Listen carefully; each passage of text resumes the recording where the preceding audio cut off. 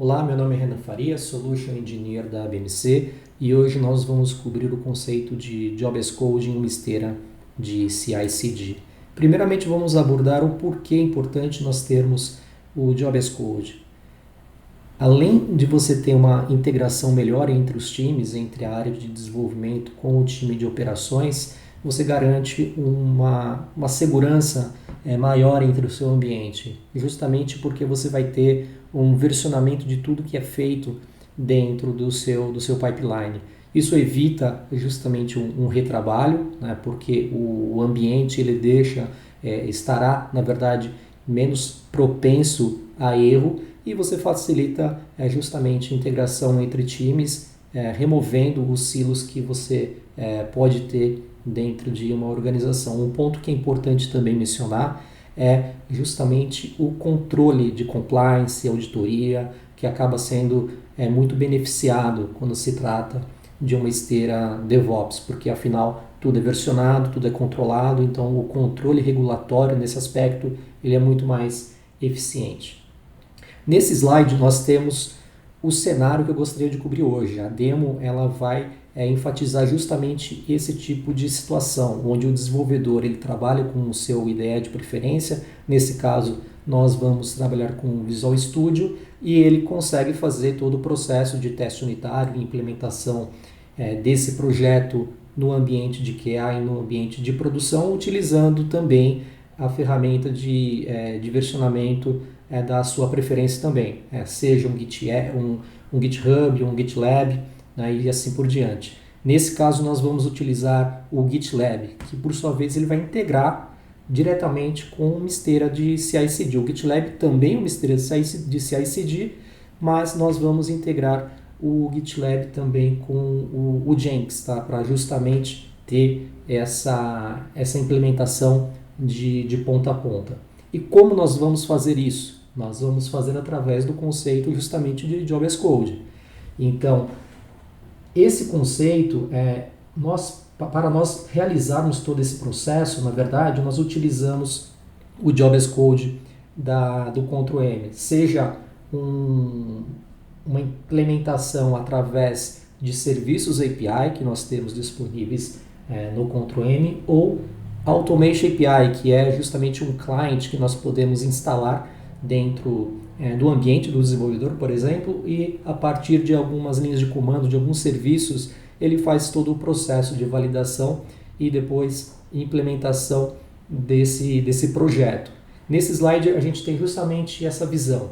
Então, primeiramente você faz a validação do seu job, que é um job, na verdade, que está ali em um arquivo JSON. Então, tudo é validado antes de ser feito a promoção à produção, seja a promoção em um ambiente de QA ou um ambiente de produção, efetivamente.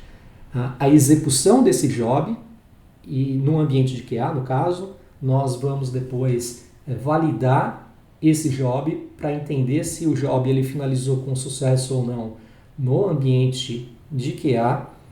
E esses primeiros tópicos, ele se refere justamente ao teste unitário que um desenvolvedor ele tem, né, ele implementa, né, como inclusive uma boa prática no seu dia a dia, né? Então é feito um teste unitário e após isso nós vamos para a etapa de promoção à produção efetivamente.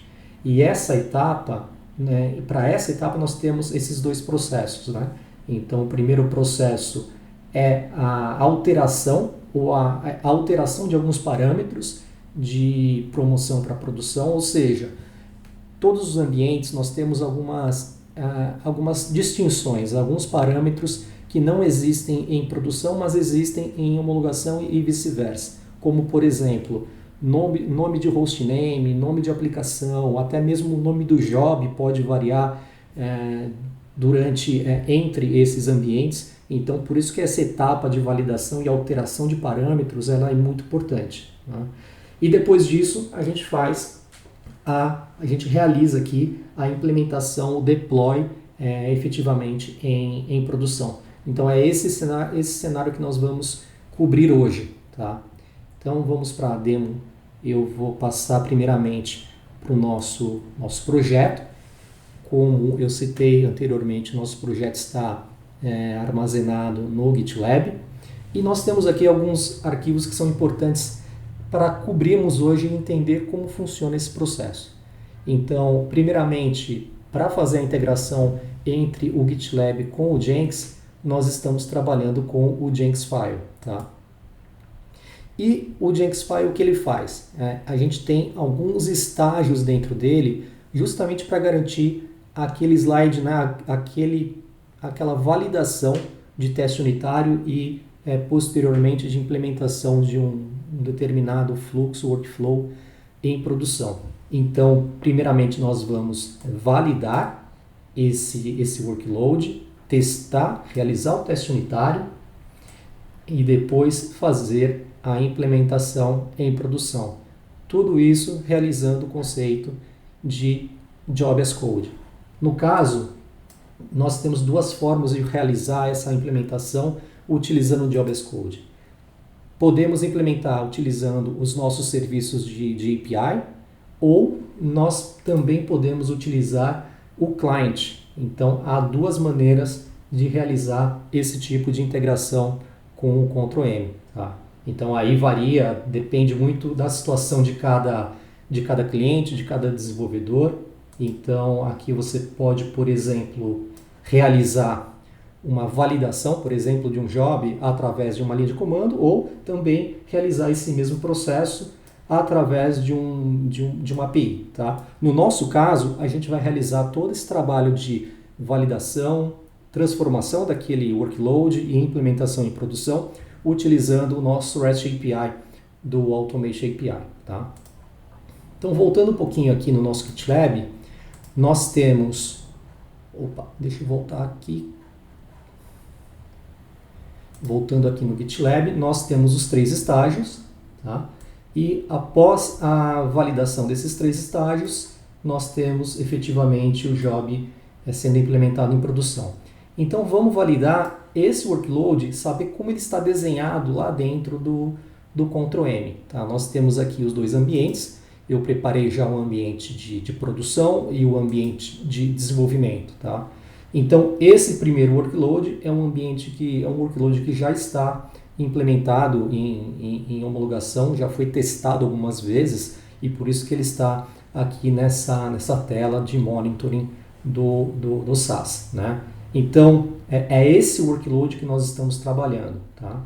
Então, vamos supor que o desenvolvedor ele precisou realizar alguma modificação nesse workload. E aí o que vai acontecer? Tá? Para realizar todo esse processo de codificação, de desenvolvimento, o desenvolvedor ele vai trabalhar com seu IDE de preferência e, no caso, nós estamos simulando todo esse processo através do Visual Studio. Então, entrando aqui no nosso Visual Studio, nós temos justamente o arquivo de Jenkinsfile, que é o arquivo que nós acabamos de cobrir, e também o workload que nós mostramos agora lá no Ctrl+M. Esse arquivo JSON é justamente o workload que está disponível já lá no Ctrl+M. Tá? Então, vamos supor o seguinte, vamos supor que é feita aqui alguma implementação de um novo job, né? E durante essa implementação, o desenvolvedor acaba cometendo um erro. Por exemplo, esse job, o job 1, o que ele faz? Ele está apenas esperando 10 segundos e depois de realizar, depois de aguardar, na verdade, 10 segundos, ele está finalizando com sucesso. Né? É isso simplesmente o que ele faz. Então vamos supor que ele, durante o processo de desenvolvimento, ele cometeu um erro aqui. Ele adicionou 2 caracteres que não deveria. Né?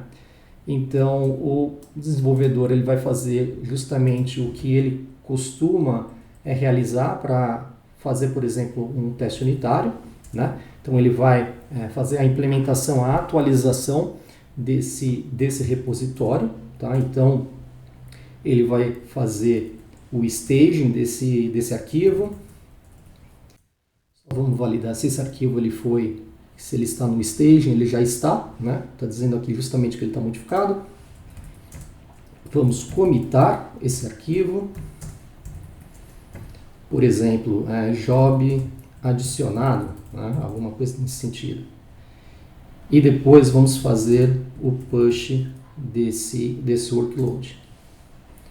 Então, eu mencionei que o nosso GitLab ele está também integrado com o Jenkins. Então, à medida que você vai implementando e fazendo alterações aqui no seu projeto do GitLab, automaticamente nós temos a esteira do Jenkins sendo atualizada e sendo executada. No caso desse projeto, nós temos aqui 3 branches, tá? Uma branch de desenvolvimento, que é a branch que nós estamos trabalhando agora. Uma outra branch de Fixpack, que é uma outra squad, um outro time, né? Ele fez um checkout, está trabalhando dentro dessa branch. E a branch main, que é a nossa branch de produção efetivamente, tá? Então vamos validar aqui na nossa branch de desenvolvimento o que está acontecendo, tá? Eu vou entrar aqui no nosso pipeline e lembra que nós temos alguns estágios lá dentro do Jenkinsfile, né? Nós temos primeiramente a etapa de build, então a etapa que nós vamos validar a syntax, na verdade, não se o job ele terminou com sucesso ou não. Nós estamos aqui validando apenas a syntax, se essa syntax ela está correta, né? E depois nós estamos validando efetivamente se aquele workload, se algum job daquele workload ele finalizou com erro, né? E foi isso que aconteceu aqui justamente, né? Então ele fez toda essa validação, ele executou, né, esse job e depois ele fez a validação retornando aqui um exit code de 2, né, que significa nesse caso que ele finalizou com erro, tá? Então voltando aqui para o nosso workload de QA, como vocês podem ver justamente o job ele finalizou com erro, porque ele tem ali um caractere que não deveria ter. Então, simplesmente o comando aqui, né, ele está sendo executado no ambiente Linux, então ele simplesmente não entendeu, não interpretou o comando sleep como um comando válido, né? Então, voltando aqui no nosso GitHub, o desenvolvedor exatamente ele faz, né, o troubleshooting, ele identifica esse tipo de erro e faz exatamente a correção desse erro, tá? Então, aqui a ideia é a gente reproduzir um cenário real ali do desenvolvedor. Nós vamos fazer exatamente o mesmo processo, fazer o staging desse arquivo que foi editado, né? E depois nós vamos aqui comitá-lo. Então, job ajustado, por exemplo. E um processo se repete. Vamos fazer o push, vamos fazer a alteração, a atualização desse repositório lá dentro do nosso GitLab. Deixa eu voltar para cá então. Vamos validar se o GitLab ele foi atualizado. Deixa eu entrar aqui no nosso projeto. Então, vamos entrar aqui na nossa branch de desenvolvimento. E o nosso job, que está nessa pasta, CTM Jobs, né, foi ajustado, efetivamente. Então, voltando aqui para o nosso Jenkins, deveria ter um novo pipeline sendo executado. Isso está acontecendo agora. Então, vamos realizar aqui monitorar, na verdade, o que está acontecendo dentro desse pipeline. Então, o processo é o mesmo, vai validar, executar o job, e na execução do job ele vai identificar se essa malha, se esse workload ele finalizou com sucesso ou não, tá? Podemos voltar justamente aqui no nosso Ctrl M e validar que esse arquivo ele já está em execução e finalizou inclusive com sucesso, porque ele aguardou 10 segundos e finalizou com sucesso. Então no nosso Jenkins temos também exatamente o mesmo resultado, tá? Então agora realizamos todo esse processo que eu havia na verdade demonstrado aqui no nosso PowerPoint, né? Nós estamos aqui agora nessa fase de finalização do teste unitário. Então, todo o teste unitário foi feito, agora nós precisamos realizar a alteração de alguns parâmetros, é isso que eu vou cobrir agora, tá? Antes de fazer a implementação desse workload em produção. Por que isso é necessário? Justamente porque existe algumas distinções entre ambientes. O hostname pode ser diferente, o nome da aplicação pode ser diferente também, tá? Então é por isso que nós temos que rodar essa etapa, por isso que nós temos que ter essa etapa, tá? E para fazer essa modificação, esse ajuste de nomenclatura, de hostname, como nós fazemos isso, tá? No JS Code nós temos esse arquivo chamado deploy descriptor. E esse arquivo, o que ele faz? Ele justamente faz um depara. Ele vai identificar tudo que é necessário ser mudado antes de fazer a promoção à produção. Então, no nosso caso, nós temos a aplicação, nós vamos realizar uma substituição de string de desenvolvimento para produção, por exemplo. O hostname vai mudar também, porque o nosso hostname em produção ele não existe. No nosso caso aqui, o hostname de QA ele tem um sufixo de 01, o hostname em produção, o sufixo é 02. Então, caso nós não alterássemos esse parâmetro, certamente nós teríamos um problema no momento de fazer a promoção à produção, tá? E assim por diante. Nós temos também a necessidade de fazer a alteração do hostname no nosso job de SLA e vamos também fazer uma alteração na descrição desse projeto. Vamos incluir aqui que o ambiente, nesse caso, se trata de um ambiente de produção, tá? Então imagina o seguinte, vamos realizar agora esse processo de transformação e como nós fazemos esse processo de transformação desse workload, tá? Vamos voltar aqui rapidinho para o Jenkins File. Então, essa etapa de deploy vai fazer justamente essa transformação de parâmetros, tá? Primeiramente, o que ele está validando aqui? Ele vai validar se o deploy descriptor ele está com a sintaxe correta, tá? Essa é a primeira etapa e depois ele vai executar esse recurso chamado deploy transform. O que ele faz? Ele vai justamente fazer o que eu acabei de cobrir lá em cima. Ele vai identificar qual é o nosso workload, nesse caso o nosso workload é esse aqui, né? E ele vai aplicar o deploy descriptor em cima dele. Ele vai fazer as alterações que são necessárias antes de ir para a produção, tá? E depois, efetivamente, ele vai executar o nosso processo de deploy para implementar esse workload em produção, tá? Então, todo o teste unitário foi feito e agora nós estamos justamente nessa etapa de deploy, né? Imagina que em um cenário real nós vamos ter um processo de CAB, de folha de mudança, tudo mais, antes desse processo efetivamente ser implementado em produção.